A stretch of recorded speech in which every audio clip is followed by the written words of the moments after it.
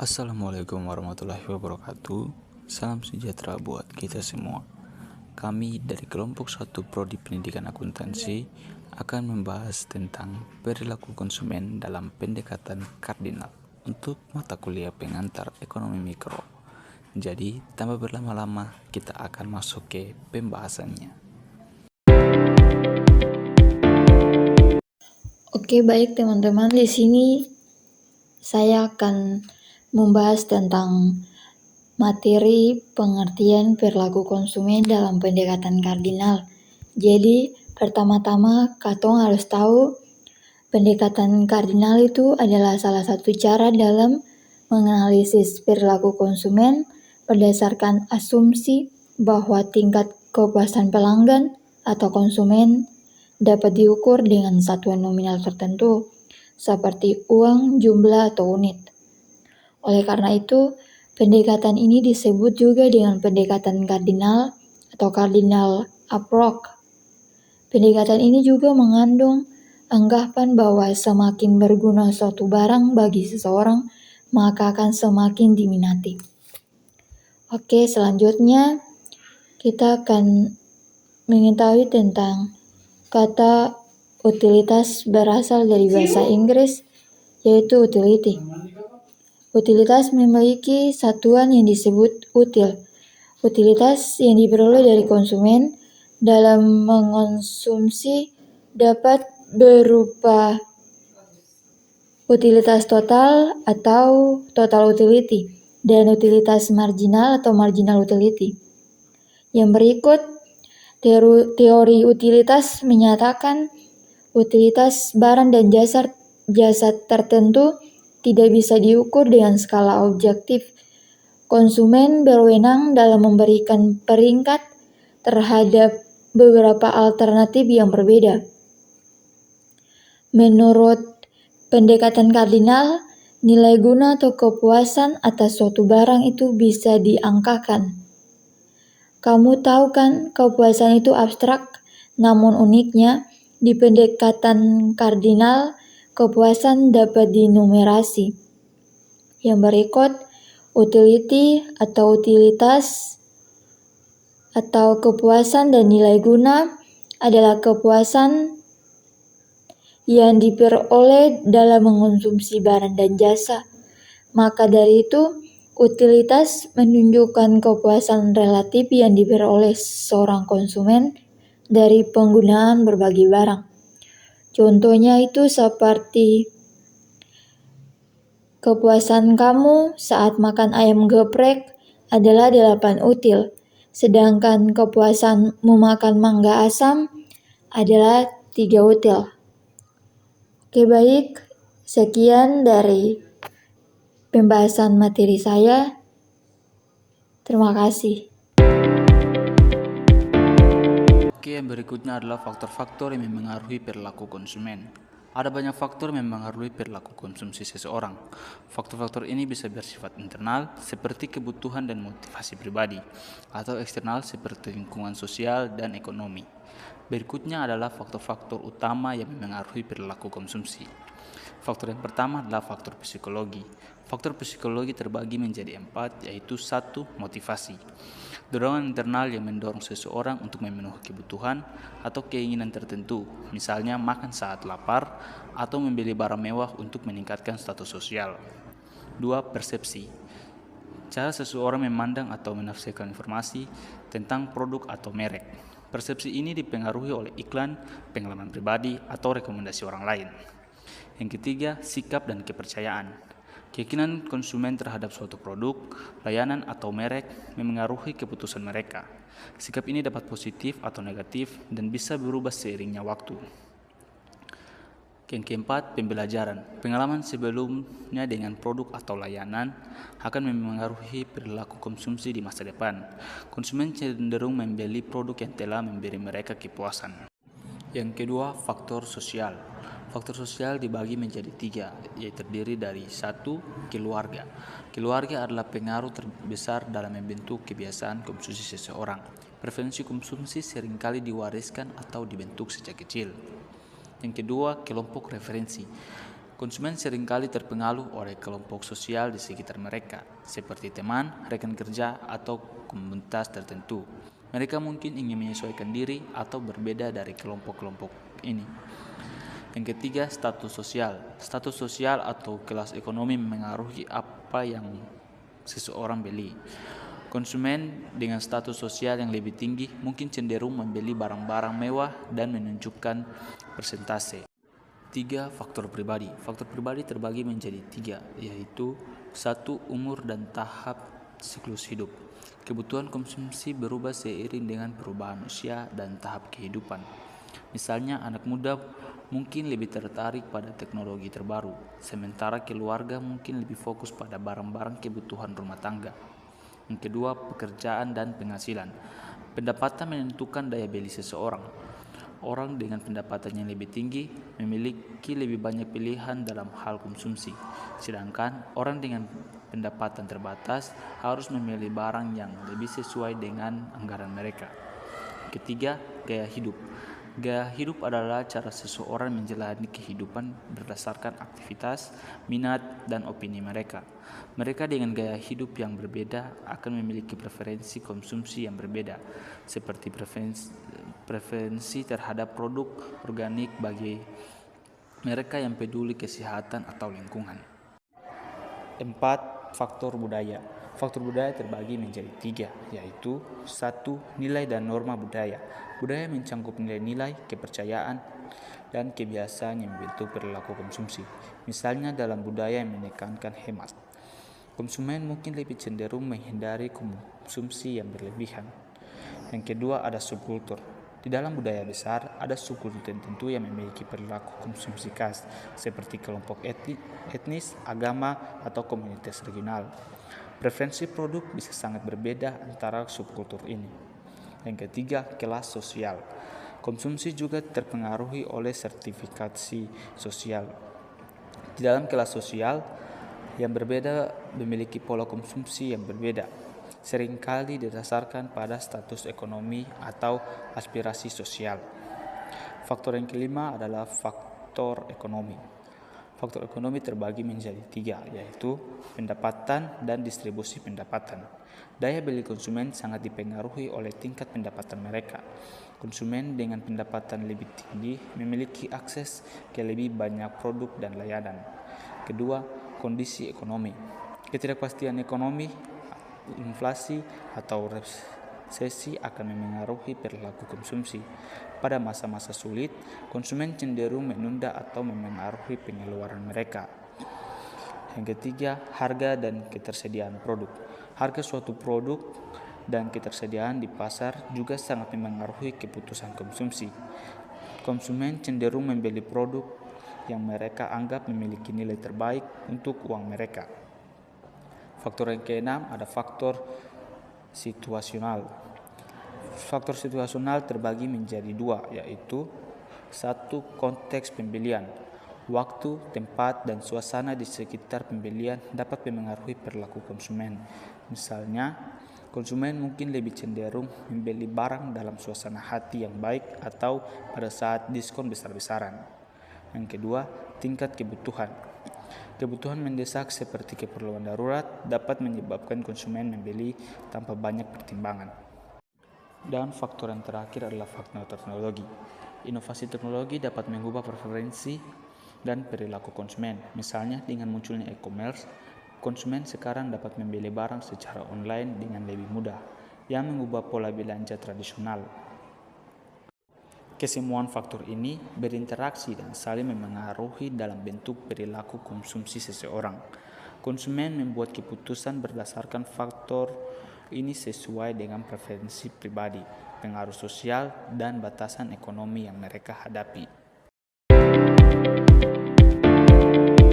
Oke teman-teman, di sini saya akan membahas tentang jenis kepuasan dalam pendekatan kardinal.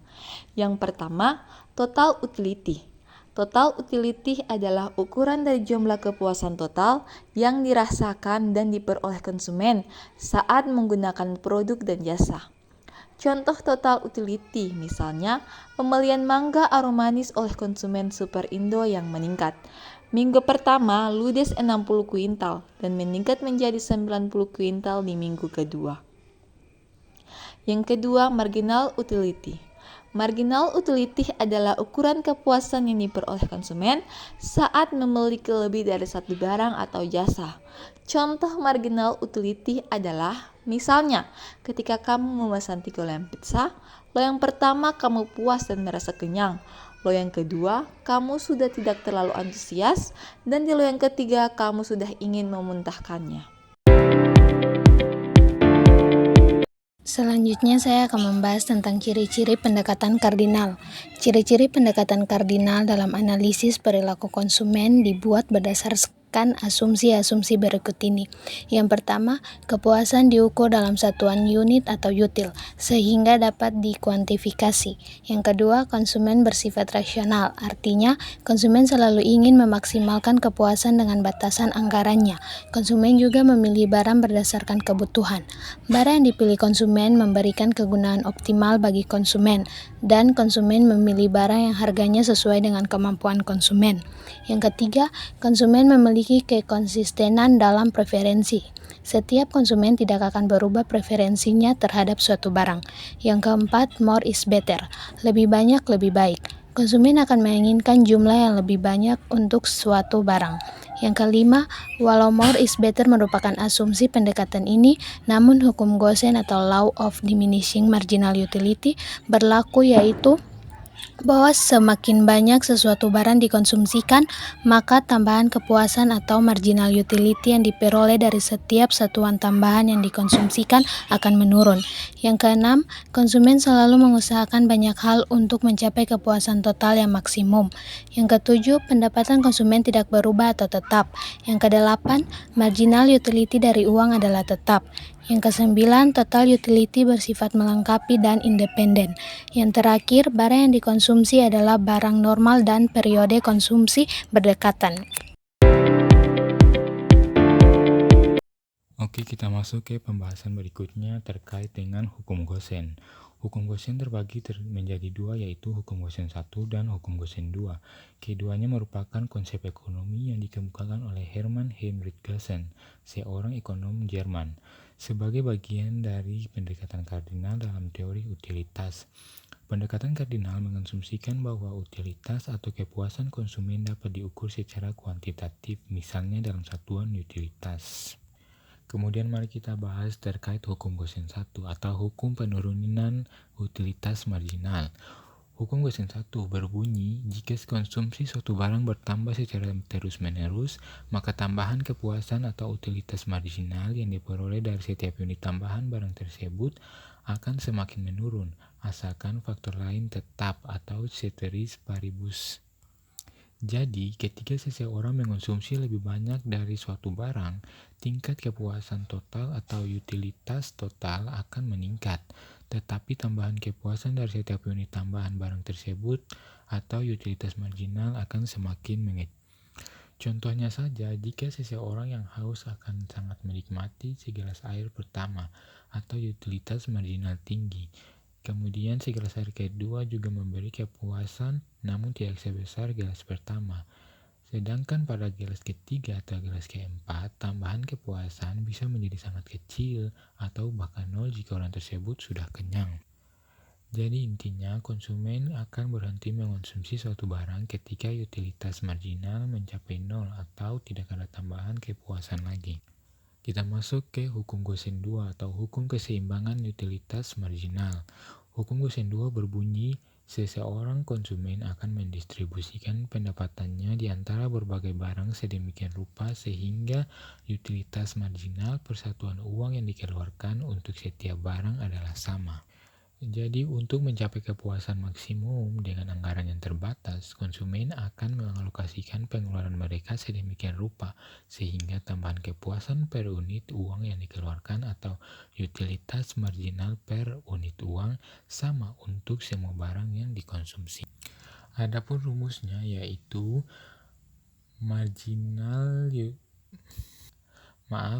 yaitu utilitas marginal dari barang A per harga dari barang A sama dengan marginal utilitas dari barang B per harga barang B. sama dengan utilitas marginal barang C per harga barang C. Contohnya saja, jika utilitas marginal barang A per harga barang A lebih besar dari marginal utilitas dari barang B per harga barang B, maka konsumen akan membeli lebih banyak barang A daripada barang B sampai keseimbangan tercapai. Misalnya saja, jika seorang konsumen memiliki Rp100.000 untuk membeli apel dan jeruk, mereka akan membagi uangnya sedemikian rupa sehingga utilitas marginal yang diperoleh dari Rp1 untuk apel sama dengan utilitas marginal dari Rp1 untuk jeruk. Jadi, di hukum konsen 1 itu lebih menjelaskan perilaku konsumen terhadap satu jenis barang, yaitu semakin banyak dikonsumsi, semakin kecil tambahan kepuasannya. Sedangkan pada hukum konsen 2 itu mengatur bagaimana konsumen mencapai kepuasan maksimal dengan membagi pengeluarannya secara optimal di antara berbagai jenis barang. Kedua pendekatan ini sangat membantu untuk menjelaskan bagaimana konsumen mengambil keputusan dalam kondisi sumber daya yang terbatas. Materi selanjutnya adalah fungsi pendekatan kardinal dalam penilaian perilaku konsumen. Fungsi yang pertama yaitu alat ukur nilai guna produk. Produsen harus menilai seberapa besar manfaat produk yang dihasilkan untuk konsumen. Apakah produk yang dihasilkan sudah sesuai dengan minat dan harapan konsumen atau belum? Fungsi yang kedua, informasi perilaku konsumen. Produsen harus memahami bagaimana konsumen menggunakan produk yang telah dikonsumsi. Fungsi yang terakhir atau fungsi yang ketiga yaitu penilaian kepuasan konsumen. Produsen harus mengukur tingkat kebahagiaan konsumen terhadap produk yang telah diproduksi untuk mengetahui apakah konsumen sudah puas atau belum, agar produk yang diproduksi perlu diperbaiki lagi. Oke, materi selanjutnya yaitu kelemahan pendekatan kardinal. Ada beberapa hal yang menjadi kritik atas pendekatan kardinal antara lain. Yang pertama, sifatnya sangat subjektif dan tidak adanya alat ukur yang tepat dan sesuai. Walaupun disepakati satuan kepuasan, dinyatakan dengan util, namun 3 util barang A tidak selalu setara dengan 3 util di barang B. Yang kedua, pengaruh nilai uang terhadap kepuasan. Orang yang punya uang banyak akan merasa suatu barang seharga 1 juta biasa saja dibandingkan orang yang memiliki uang sedikit. Yang ketiga, penurunan kepuasan sangat sulit diterima sebagai aksioma sebab dari segi psikologi sukar dinilai.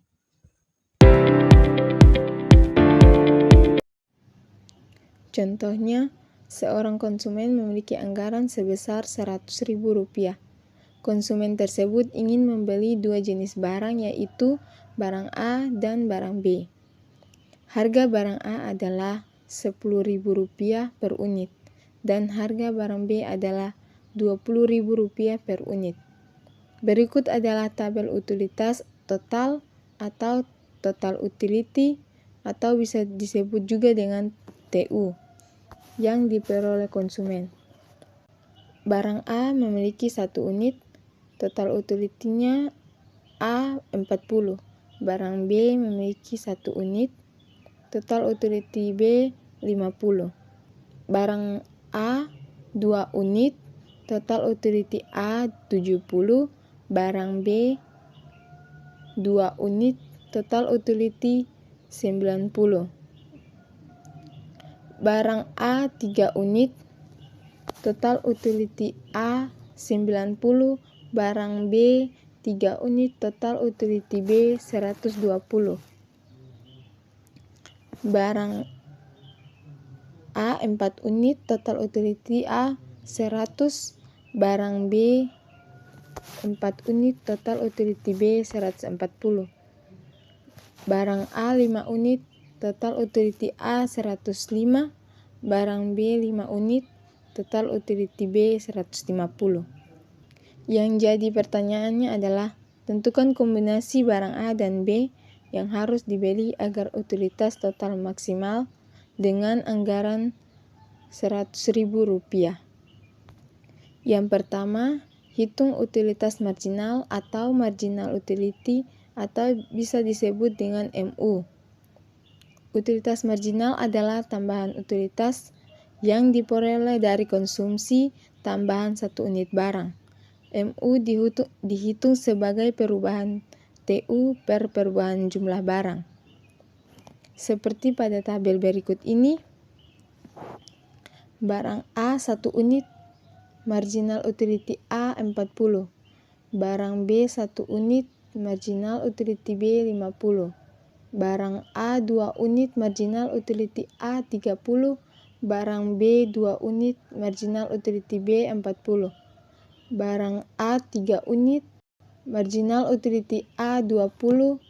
Barang B 3 unit, marginal utility B 30. Barang A 4 unit, marginal utility A 20. Barang B 4 unit, marginal utility B 20. Barang A 5 unit, marginal utility A 5. Barang B 5 unit, marginal utility B 10. Yang kedua, hitung marginal utility per harga atau MU per P. MU per harga menunjukkan efisiensi utilitas yang diperoleh per unit uang yang dibelanjakan. Seperti pada tabel berikut ini, barang A memiliki 1 unit, MUA atau PA 4. Barang B memiliki 1 unit, MUB per PB 2,5. Barang A memiliki 2 unit, MUA per PA 3. Barang B 2 unit, MUB per PB 3 unit, MUA per PA 2. Barang B 3 unit, MUB per PB 1,5. Barang A 4 unit, marginal utility A per PA. Barang B 4 unit, marginal utility B per PB 1. Barang A 5 unit, marginal utility A 0,5. Barang B 5, marginal utility B per PB 0,5. Yang ketiga, pilih kombinasi barang berdasarkan marginal utility per P dan anggaran. Kombinasi marginal utility per P dan anggaran, kombinasi dipilih dengan memprioritaskan barang yang memiliki marginal utility per P tertinggi hingga anggaran habis. Poin pertama, barang A sebesar Rp10.000 per unit. MU per PA untuk unit 1 bagi 4. MU per PA untuk unit 2 bagi 3. MU per PA untuk unit 3 bagi 2. Poin yang kedua, barang B dengan harga Rp20.000 per unit. MU per PB untuk unit 1 bagi 2,5. MU per PB untuk unit 2 bagi 2. Berikut alokasi anggaran. Yang pertama, pilih 1 unit barang A dengan harga Rp10.000 per unit. Marginal utility per P sama dengan 4. Sisa anggaran Rp100.000 kurang Rp10.000 sama dengan Rp90.000. Yang kedua, pilih 1 unit barang B dengan harga Rp120.000. Marginal utility per P sama dengan 2,5. Sisa anggarannya Rp90.000 kurang Rp20.000 sama dengan Rp70.000. Yang ketiga, pilih 2 unit barang A lagi dengan harga Rp20.000. Marginal utility per P sama dengan 3 dan Rp10.000. Marginal utility per P sama dengan 2. Sisa anggaran Rp70.000 kurang Rp30.000 sama dengan Rp40.000.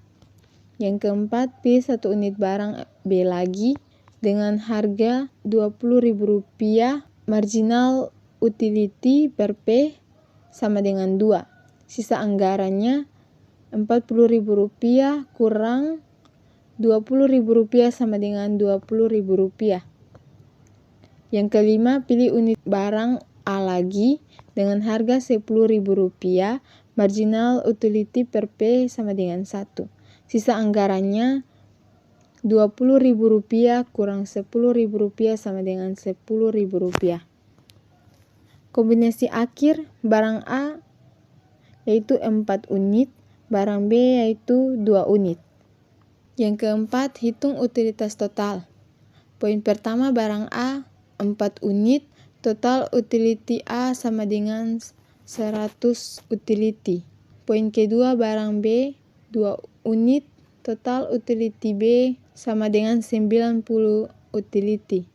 Poin ketiga, yang terakhir, utilitas total sama dengan 100 tambah 90 sama dengan 190 utility. Yang menjadi kesimpulan, untuk memaksimalkan utilitas total anggaran Rp100.000, konsumen harus membeli 4 unit barang A dan 2 unit barang B. Utilitas total yang diperoleh adalah 190 utility. Penjelasan dari contoh soal di atas, maka dapat digambarkan bahwa kurva tersebut seperti di bawah ini. Yang pertama, kurva total utility, atau bisa disebut juga dengan TU. Kurva total utility menunjukkan hubungan antara jumlah barang yang dikonsumsi dan total kepuasan atau utilitas yang diperoleh konsumen. Total utility meningkat seiring bertambahnya jumlah barang yang dikonsumsi, tetapi kenaikannya semakin lambat karena efek diminishing marginal utility. Pada titik tertentu, TU akan mendekati maksimum atau bahkan bisa menurun jika konsumsi barang berlebihan menyebabkan ketidaknyamanan. Yang kedua, kurva marginal utility, atau bisa disebut dengan MU. Kurva marginal utility menunjukkan tambahan utilitas atau kepuasan yang diperoleh dari konsumsi 1 unit tambahan barang. Marginal utility cenderung menurun seiring bertambahnya jumlah barang yang dikonsumsi sesuai dengan prinsip diminishing marginal utility. Ketika marginal utility mencapai 0, total utility berada pada maksimum. Jika marginal utility menjadi negatif, total utility mulai menurun. Kurva ini menggambarkan bagaimana konsumen mengalokasikan konsumsi mereka untuk memaksimalkan utilitas dengan keterbatasan sumber daya atau anggaran. Dengan demikian, kurva total utility atau TU menunjukkan peningkatan kepuasan yang melambat seiring bertambahnya konsumsi. Sementara kurva marginal utility atau MU menunjukkan penurunan kepuasan tambahan dalam setiap unit barang yang dikonsumsi. Oke teman-teman, tadi adalah pembahasan materi tentang perilaku konsumen dalam pendekatan kardinal. Jika ada kesalahan, kami mohon maaf. Dan mungkin itu saja dari kami. Sekian dan terima kasih.